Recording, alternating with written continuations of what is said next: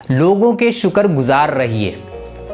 ایک فہرست بنائیے جس میں آپ یہ تحریر کریں کہ کس کس نے آپ کے ساتھ چھوٹی یا بڑی بھلائی کی ہے، ماضی بعید میں یا ماضی قریب میں۔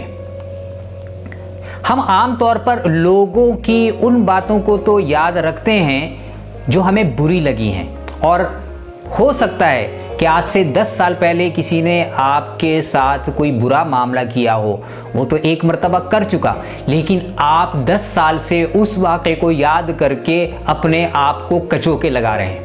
لیکن آج آپ کو کسی بھی قسم کے ایسے منفی واقعے کو یاد کرنے کی بجائے اس مثبت اور تعمیری واقعے کو یاد کرنا ہے کہ جب کسی نے آپ کے ساتھ بھلائی کی، اچھائی کی۔